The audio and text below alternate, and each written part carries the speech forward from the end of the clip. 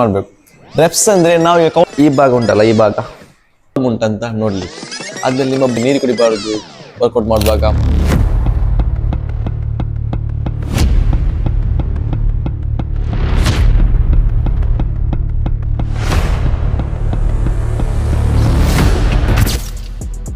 Hi guys, ನನ್ನ ಹೆಸರು ಫಾಜಿಲ್. ನಾನು ದುಬೈಯಲ್ಲಿ ಫಿಟ್ನೆಸ್ ಟ್ರೈನರ್ ಆಗಿ ವರ್ಕ್ ಮಾಡ್ತಿದ್ದೆ. ನಾನು ಈ ವಿಡಿಯೋದಲ್ಲಿ ಬಿಗಿನರ್ಸ್ ಯಾವ ಥರ ಫಸ್ಟ್ ಜಿಮ್ಗೆ ಬಂದು ವರ್ಕೌಟ್ ಮಾಡಬೇಕು, ವಾರ್ಮ್ ಅಪ್ ಮಾಡಬೇಕು, ಸ್ಟ್ರೆಚಿಂಗ್ ಮಾಡಬೇಕು ಎಲ್ಲ ಕ್ಲಿಯರ್ ಆಗಿ ನಿಮಗಾಗಿ ಕನ್ನಡದಲ್ಲಿ ನಾನು ಮಾಡಿದ್ದೀನಿ. ಎಲ್ಲ ಈ ಫುಲ್ ವಿಡಿಯೋ ನೋಡಿ ಆ್ಯಂಡ್ ಲಾಸ್ಟ್ವರೆಗೆ ನೋಡಿ. ಈ ವಿಡಿಯೋದಲ್ಲಿ ನಿಮಗೆ ಕ್ಲಿಯರಾಗಿ ಹೇಳಿಕೊಡ್ತೀನಿ ಫಸ್ಟ್ ಬಂದು ಏನು ಮಾಡಬೇಕು ಜಿಮ್ಮಲ್ಲಿ ಅಂತ. ಫಸ್ಟ್ ನೀವು ಒಂದು ಸ್ಟ್ರೆಚಿಂಗ್ ಮಾಡಬೇಕು, ನೆಕ್ ಸ್ಟ್ರೆಚಿಂಗ್ ಫುಲ್ ರೊಟೇಟ್ ಮಾಡಬೇಕು like this. Next reverse left ಗೆ, ಆದ್ಮೇಲೆ ಫ್ರಂಟ್ ಮೇಲೆ ಕೆಳಗೆ ಮತ್ತೆ ಸೈಡ್ಗೆ. ಇದು ಯಾಕೆ ಮಾಡೋದಂದ್ರೆ ನಿಮ್ಮ ನೆಕ್ಕಲ್ಲಿ ಏನಾದರೂ ಪೇನ್ ಉಂಟಾ ಅಲ್ಲಾದ್ರೆ ಏನಾದರೂ ಪ್ರಾಬ್ಲಮ್ ಉಂಟಾ ಅಂತ ನೋಡ್ಲಿಕ್ಕೆ. ಆದ್ಮೇಲೆ ನಿಮ್ಮ ಬಾಡಿ ಫುಲ್ ಫ್ರೀ ಆಗಬೇಕು, ರೆಡಿಯಾಗಿರಬೇಕು ನಿಮ್ಮ ಬಾಡಿ ವರ್ಕೌಟ್ ಮಾಡಲಿಕ್ಕೆ. ಇದಕ್ಕಾಗಿ ಇದು ಡೈಲಿ ಮಾಡಬೇಕು. ನಾವು ಫಸ್ಟ್ ವರ್ಕೌಟ್ ಸ್ಟಾರ್ಟ್ ಆಗೋಕ್ಕಿಂತ ಮುಂಚೆ ಡೈಲಿ ಮಾಡಿಯೇ ನಾವು ಸ್ಟಾರ್ಟ್ ಮಾಡಬೇಕು. ಯಾಕಂದರೆ ನಮ್ಮ ಬಾಡಿ ರೆಡಿ ಆದರೆ ಮಾತ್ರ ನಮಗೆ ವರ್ಕೌಟ್ ಮಾಡಲಿಕ್ಕೆ ಕಂಫರ್ಟೇಬಲ್ ಆಗುತ್ತೆ. ಇಲ್ಲಾಂದರೆ ನಾವೇನಾದರೂ ಎತ್ತಲಿಕ್ಕೆ ಹೋದರೆ ಇಂಜುರೀಸ್ ಆಗ್ಬೋದು. ನಾವು ಫಸ್ಟಿಗೆ ವಾರ್ಮಪ್ ಎಲ್ಲ ಮಾಡಿದರೆ ನಮ್ಮ ಬಾಡಿ ಫ್ರೀ ಆಗಿರ್ತದೆ. ಸೆಕೆಂಡ್, ನಿಮ್ಮ ಶೋಲ್ಡರ್ ರೊಟೇಟ್ ಮಾಡಬೇಕು clockwise and clockwise. ಇದು 5 to 6 reps ಆಗಿ ಫ್ರಂಟಿಗೆ 5 ಬ್ಯಾಕಿಗೆ 5, ಅಂದರೆ ಫ್ರಂಟ್ 6 ಬ್ಯಾಕ್ 6 ಆ ಥರ. ನೆಕ್ಸ್ಟ್ ರಿಸ್ಟ್ ಮಾಡಬೇಕು. ರಿಸ್ಟ್ ಸಹ ಹಾಗೆ ಸೈಡಿಗೆ ವಾಪಸ್ ಈ ಸೈಡಿಗೆ. ಇದು ಸಹ 5 to 6 reps ಅಷ್ಟೇ. ಆದಮೇಲೆ ಶೋಲ್ಡರ್ ಫುಲ್ ಹ್ಯಾಂಡನ್ನು ಫುಲ್ ತಿರುಗಿಸ್ಬೇಕು ಈ ಥರ. ಫ್ರಂಟಿಗೆ 5 to 6, ಬ್ಯಾಕ್ಗೆ 5 to 6 ಈ ಥರ. ಆಗ ನಿಮ್ಮ ಯಾವುದಾದ್ರು ಶೋಲ್ಡರಲ್ಲಿ ಪೇಯ್ನ್ ಇದ್ದರೆ, ಎಲ್ಲಿಯಾದರೂ ಇಂಜುರೀಸ್ ಇದ್ದರೆ ನಿಮ್ಗೆ ಗೊತ್ತಾಗ್ತದೆ. ಇದು ನೀವು ಇನ್ಫಾರ್ಮ್ ಮಾಡಬೇಕು ನಿಮ್ಮ ಜಿಮ್ ಟ್ರೈನರ್ ಅಂತ. ಇಲ್ಲಾಂದರೆ ಅವನೇನಾದರೂ ನಿಮಗೆ ವರ್ಕೌಟ್ ಸ್ವಲ್ಪ ಹೆವಿ ಕೊಟ್ಟರೆ, ಇಂಜುರೀಸ್ ಆದರೆ ನಿಮಗೆ ಪ್ರಾಬ್ಲಮ್ ಆಗುತ್ತೆ. ನಿಮ್ಮ ಬಾಡಿಯಲ್ಲಿ ಯಾವುದಾದ್ರೂ ಒಂದು ಪಾರ್ಟ್ಸ್ ಪೇಯ್ನಾ ಅಲ್ಲ ಇಂಜುರೀಸ್ ಇದ್ದರೆ ಫಸ್ಟಿಗೆ ಇನ್ಫಾರ್ಮೇಷನ್ ಮಾಡಬೇಕು ನಿಮ್ಮ ಟ್ರೈನರ್ ಹತ್ರ. ಯಾಕೆಂದರೆ ಅವರಿಗೆ ಗೊತ್ತಿರಲ್ಲ, ಎಲ್ಲಿ ಅದು ಯಾವ ಟ್ರೈನರ್ ಆದರೂ ಅಷ್ಟೇ ಅವ್ರಿಗೆ ಗೊತ್ತಿರಲ್ಲ. ಹಾಗೆ ನೀವು ಇನ್ಫಾರ್ಮೇಷನ್ ಮಾಡಿದರೆ ಮಾತ್ರ ಗೊತ್ತಾಗೋದು ನಿಮ್ಮ ಬಾಡಿಯಲ್ಲಿ ಈ ಥರ ಪೇಯ್ನ್ ಉಂಟು, ಇದನ್ನು ನಾವು ಸ್ವಲ್ಪ ಜಾಗ್ರತೆಯಿಂದ ಮಾಡಬೇಕು, ಹೆವಿ ಕೊಡಬಾರ್ದು ಆ ಥರ ಅವರಿಗೆ ಬರ್ತದೆ. ಇಲ್ಲಾಂದರೆ ಅವರು ನಿಮಗೆ ಏನಾದರೂ ಕೊಟ್ಟರೆ ಮತ್ತು ಇಂಜುರೀಸ್ ಆದರೆ ನಿಮಗೆ ಗೊತ್ತಿರಲ್ಲ, ನೀವು ಬಿಗಿನರ್ಸ್ ಅಲ್ಲ, ನಿಮ್ಗೆ ಗೊತ್ತಿರಲ್ಲ ಏನು ಮಾಡಬೇಕು. ಹಾಗೆ ಅವರು ಕೊಡ್ತಾರೆ, ನೀವು ಮಾಡ್ತೀವಿ, ಏನಾದರೂ ಇಂಜುರೀಸ್ ಆದರೆ ನಿಮಗೆ ಪ್ರಾಬ್ಲಮ್ ಆಗೋದು. ನೀವು ಅದನ್ನು ಸ್ವಲ್ಪ ಮೈಂಡಲ್ಲಿಡಿ. ಆದಮೇಲೆ ನಿಮ್ಮ ಸೊಂಟವನ್ನು ಹಾಗೆ ತಿರುಗಿಸ್ಬೇಕು ಸೈಡಿಗೆ.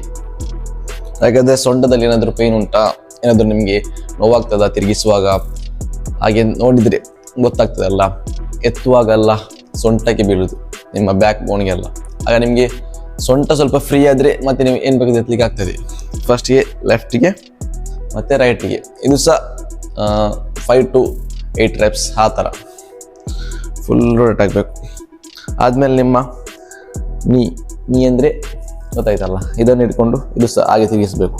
ನೀಯಲ್ಲಿ ಅದು ಪೇಯ್ನ್ ಉಂಟಾ ಅದು ಫ್ರೀ ಆಗಲಿಕ್ಕೆ, ಜಾಯಿಂಟ್ ಫ್ರೀ ಆಗಲಿಕ್ಕೆ. ಇದು ಸಹ ಲೆಫ್ಟಿಗೆ ರೈಟಿಗೆ ಈ ಥರ 5 to 8 reps ಆ ಥರ ಮಾಡ್ಬೋದು, ಸ್ವಲ್ಪ ಫ್ರೀ ಆಗಲಿಕ್ಕೆ ಬಾಡಿ. ಆದಮೇಲೆ ನಿಮ್ಮ ಲೆಗ್ಗನ್ನು ಓಪನ್ ಮಾಡಿ, ಸ್ವಲ್ಪ ವೈಡ್ ಮಾಡಿ, ಹ್ಯಾಂಡನ್ನು ಫ್ಲೋ ಟಚ್ ಮಾಡಬೇಕು. ಆಗ ನಿಮ್ಮ ಹ್ಯಾಮ್ಸ್ಟ್ರಿಂಗ್, ನಿಮ್ಮ ಈ ಭಾಗ ಉಂಟಲ್ಲ, ಈ ಭಾಗ ಇದು ನಿಮ್ಮ ಸ್ಟ್ರೆಚ್ ಆಗ್ತದೆ. ಆಗ ನಿಮ್ಮದು ಹ್ಯಾಮ್ಸ್ಟ್ರಿಂಗ್ ಸ್ಟ್ರೆಚ್ ಆದರೆ ನಿಮಗೆ ಯಾವುದು ಸಹ ಕಂಫರ್ಟಬಲಲ್ಲಿ ಮಾಡ್ಬೋದು, ಕೂತ್ಕೊಳ್ಬೋದು, ಎದ್ದೊಳ್ಬೋದು. ಇದು ನಿಮಗೆ ಫ್ರೀ ಆಗ್ತದೆ. ಅದಕ್ಕೆ ನೀವು ನಿಮ್ಮ ಲೆಗ್ಗನ್ನು ವೈಡ್ ಮಾಡಿ ಹ್ಯಾಂಡನ್ನು ಟಚ್ ಮಾಡಬೇಕು ಫ್ಲೋರಿಗೆ. ಆಗ ಫುಲ್ ಸ್ಟ್ರೆಚ್ ಆಗ್ತದೆ. ಈ ಥರ ಒಂದು 5 to 10 seconds ಹೋಲ್ಡ್ ಮಾಡಬೇಕು. ಓಕೆ, ಆದಮೇಲೆ ಅದೇ ಓಪನ್ ಮಾಡಿ ಸ್ವಲ್ಪ ಈ ಹ್ಯಾಂಡನ್ನು ಲೆಫ್ಟ್ ಲೆಗ್ಗಿಗೆ ಹೀಗೆ 1 1 2 2 3 3 4 4 5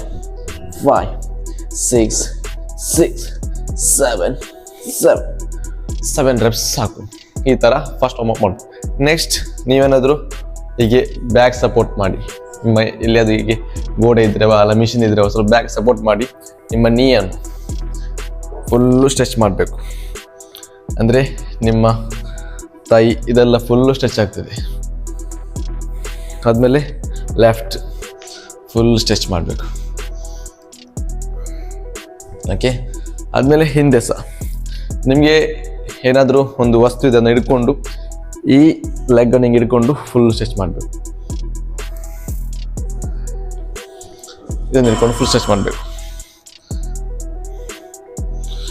ನಿಮಗೆ ಬ್ಯಾಲೆನ್ಸ್ ಆಗ್ತದೆ. ಇದೆಲ್ಲ ನೀವು ವರ್ಕೌಟ್ ಮಾಡೋಕ್ಕಿಂತ ಮುಂಚೆ ಮಾಡಬೇಕು.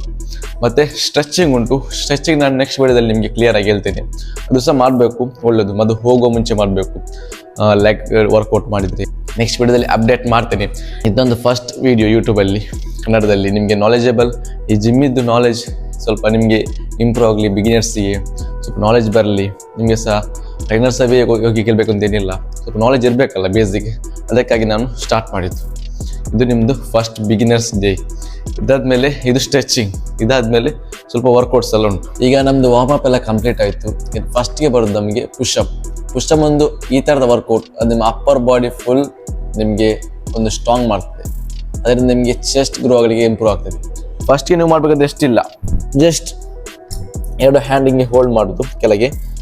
ಈ ನಿಮ್ಮ ನೀ ಉಂಟಲ್ಲ, ನೀ ಇದನ್ನು ಕೆಳಗೆ ಟಚ್ ಮಾಡೋದು, ಕಾಲು ಸ್ವಲ್ಪ ಅಪ್ ಮಾಡೋದು.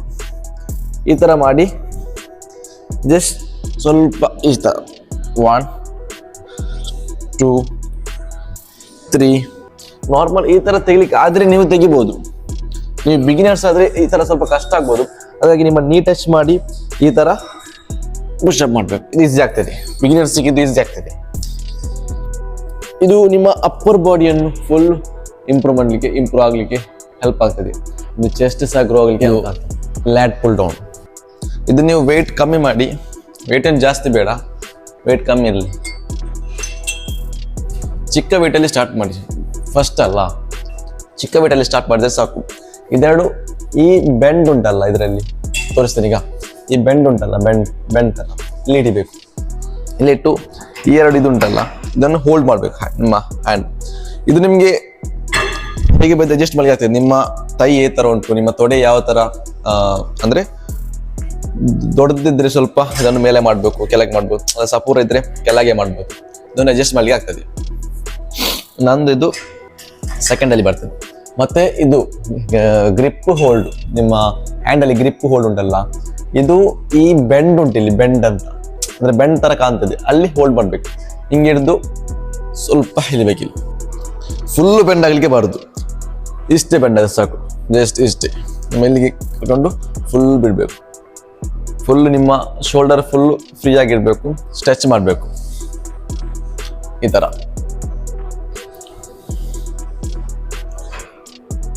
ಇದೊಂದು ನಿಮಗೆ 8 to 10 reps, ಇಲ್ಲಾಂದರೆ 12 to 10 reps ಆ ಥರ ಮಾಡಬೇಕು. ಮ್ಯಾಕ್ಸಿಮಮ್ 10 reps ಮಾಡಿದ್ರೆ ಸಾಕು, ಬಿಗಿನರ್ಸ್ ಅಲ್ವಾ.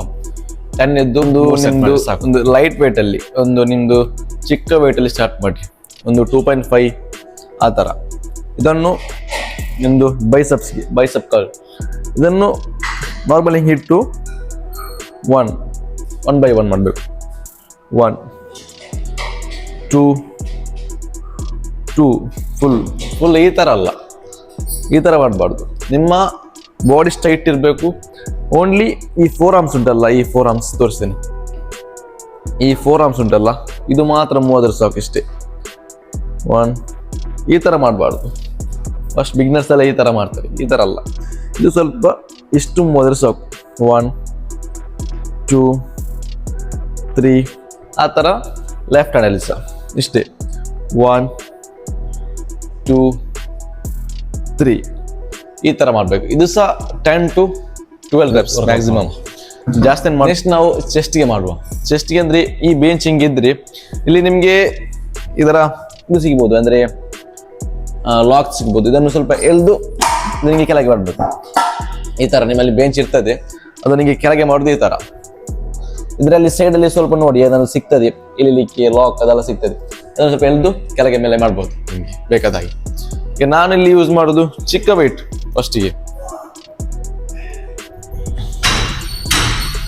ಫಸ್ಟ್ ಚಿಕ್ಕ ವೆಯ್ಟಲ್ಲಿ ಸ್ಟಾರ್ಟ್ ಮಾಡುವ. ಚಿಕ್ಕದದು 2.5 ಹಿಂಗೆ ಹೋಲ್ಡ್ ಮಾಡುದು. ದೊಡ್ಡ ವೆಯ್ಟ್ ಆದರೆ ಹಿಂಗೆ ಇಟ್ಕೊಂಡು ಈ ಥರ ಮಾಡಿ ತೆಗಿಬೋದು. ಚಿಕ್ಕ ವೆಯ್ಟ್ ಆದರೆ ನಾರ್ಮಲ್ ಆಗಿ ತೆಗೆದು ಫುಲ್ ಡೌನ್ ಮಾಡಬೇಕು. ಈ ಥರ ಡೌನ್ ಮಾಡಿ ಪುಷ್ ಮಾಡಬೇಕು, ಈ ಥರ ಫುಲ್ ಡೌನ್ ಸ್ಟ್ರೆಚ್ ಆಗಬೇಕು, ಪುಷ್ ಮಾಡಬೇಕು, ಫುಲ್ ಸ್ಟ್ರೆಚ್ ಮಾಡಬೇಕು, ಪುಷ್ ಮಾಡಬೇಕು. ಈ ಥರ ನೀವು 10 reps 10 to 12. ಚಿಕ್ಕ ವೆಯ್ಟ್ ಅಲ್ಲ, ಫಸ್ಟ್ ಸ್ಟಾರ್ಟಿಂಗ್ ಸ್ಟಾಕ್ ಇಷ್ಟೇ, 10 to 12 reps ಮ್ಯಾಕ್ಸಿಮಮ್ ಸ್ಟಾಕ್. ಈ ಥರ ಮಾಡೋದು ಫಸ್ಟ್ ಚೆಸ್ಟ್ ವರ್ಕೌಟ್ ಒಂದು ನಾರ್ಮಲ್ ಆಗಿ. 4th ಎಕ್ಸಸೈಸ್ ಶೋಲ್ಡರ್ ಮಾಡುವ. ಶೋಲ್ಡರಲ್ಲಿ ಇಲ್ಲಿ ವೆಯ್ಟ್ ಇದೆ, ವೆಯ್ಟ್ ಎಲ್ಲ ಕ್ಲಿಯರ್ ಮಾಡಬೇಕು. ವೆಯ್ಟ್ ಬೇಡ ಫಸ್ಟಿಗೆ. ಶೋಲ್ಡರ್ ಮಿಷಿನಲ್ಲಿ ಉಂಟಲ್ಲ, ಕೆಲವು ಶೋಲ್ಡರ್ ಮಿಷಿನಲ್ಲಿ ವೆಯ್ಟ್ ಇರ್ತದೆ, ಅಂದರೆ ಮಿಷಿನೇ ವೆಯ್ಟ್ ಇರ್ತದೆ, ಯಾವುದು ಹಾಕ್ಬೇಕು ಅಂತಿಲ್ಲ, ಅಂದರೆ ಯಾವ ಪ್ಲೇಟ್ಸ್ ಹಾಕ್ಬೇಕು ಅಂತಿಲ್ಲ, ವೆಯ್ಟ್ ಬೇಕು ಅಂತಿಲ್ಲ. ಯಾಕಂದರೆ ಮಿಷಿನೇ ಸ್ವಲ್ಪ ಹೆವಿ ಇರ್ತದೆ, ಅದಕ್ಕಾಗಿ ನಾವು ನಾರ್ಮಲ್ ಮಿಷಿನಲ್ಲಿ ಮಾಡುವ.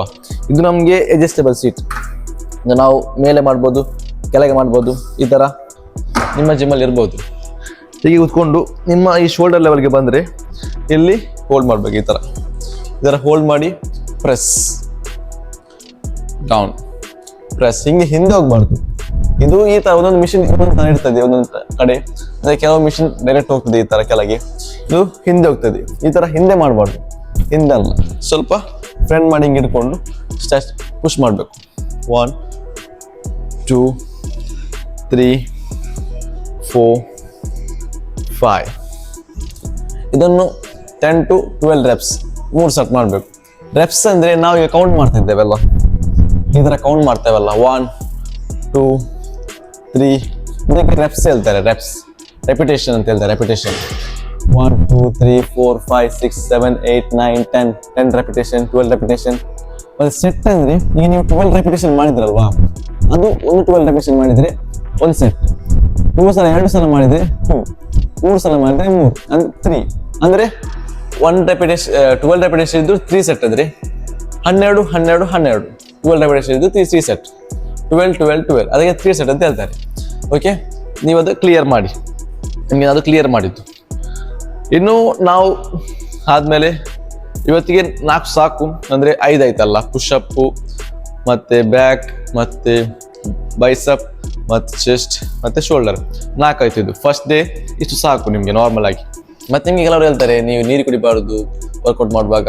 ಹಾಗೇನಿಲ್ಲ, ನಿಮಗೆ ಒಂದೊಂದು ಸೆಟ್ ಆದಮೇಲೆ ನೀವು ನೀರು ಕುಡಿಬೋದು, ಹಾಗೇನಿಲ್ಲ. ಯಾರು ನೀರು ಕುಡಿಬಾರ್ದು ಹಾಗೆ ಹೇಗೆ ಪ್ರಾಬ್ಲಮ್ ಆಗ್ತದೆ, ಏನಿಲ್ಲ, ನೀರು ನಿಮಗೆ ಕುಡಿಬೋದು. ಸೊ ಹಾಗಾದರೆ ನಿಮಗೆ ನೋವಲ್ಲಿ ಇರ್ಬೋದು, ನಾನು ಅಂದರೆ 2 ದಿನ ನೋವು ಇರ್ಬೋದು. ಅದಕ್ಕೆ ನೀವು ಲೀವ್ ಮಾಡ್ದಲ್ಲ, ಜಿಮ್ ಕ್ವಿಕ್ ಮಾಡ್ದಲ್ಲ, ಜಿಮ್ ಕಂಟಿನ್ಯೂ ಮಾಡಬೇಕು. ಮತ್ತು ಐ ಹೋಪ್ ನನ್ನ ಈ ವಿಡಿಯೋ ನಿಮಗೆ ಇಷ್ಟ ಆಗಿದೆ ಅಂತ ಅಂದ್ಕೊಳ್ತೇನೆ. ಇನ್ನು ನಾನು ಈ ಥರ ಕನ್ನಡದಲ್ಲಿ ವಿಡಿಯೋ ಮಾಡಬೇಕಾದ್ರೆ ನಿಮ್ಮ ಸಪೋರ್ಟ್ ಬೇಕು. ನೀವು ನನಗೆ ಸಬ್ಸ್ಕ್ರೈಬ್ ಮಾಡಿ. ನೆಕ್ಸ್ಟ್ ನಾನು ಆದಷ್ಟು ನಾಲೆಜಬಲ್ ನಿಮಗೆ ವಿಡಿಯೋ ಮಾಡಿ ಕೊಡ್ತೇನೆ, ಅಂದರೆ ಮಾಡಿ ನಿಮಗೆ ಅಪ್ಲೋಡ್ ಮಾಡ್ತೇನೆ, ನೀವು ಅದನ್ನು ನೋಡಿ. ಆ್ಯಂಡ್ ನಿಮ್ಗೆ ಯಾವ ಥರ ಬೇಕು ಅಂತ ನನಗೆ ಕಮೆಂಟ್ ಮಾಡಿ. ಮತ್ತು ನನ್ನ ಅಕೌಂಟ್ ಸಬ್ಸ್ಕ್ರೈಬ್ ಆಗಿಲ್ಲ ಅದೇ ಸಬ್ಸ್ಕ್ರೈಬ್ ಆಗಿ, ಬೆಲ್ಲೈಕನನ್ನು ಆಲ್ ಕ್ಲಿಕ್ ಮಾಡಿ, ಮತ್ತು ಲೈಕ್ ಆ್ಯಂಡ್ ಶೇರ್ ಮಾಡಿ. ನಿಮ್ಮ ಫ್ರೆಂಡ್ಸ್ಗೆ ಯಾರಾದರೂ ಬಿಗಿನರ್ ಹೋಗಿದ್ರೆ ಅವರಿಗೆ ವಿಡಿಯೋ ನಿಮಗೆ ನಾಲೆಜಬಲ್ ಅಂದ್ಕೊಂಡ್ರೆ ಅವರಿಗೆ ಶೇರ್ ಮಾಡಿ, ಇಲ್ಲಾಂದರೆ ಬೇಡ. Okay, see you.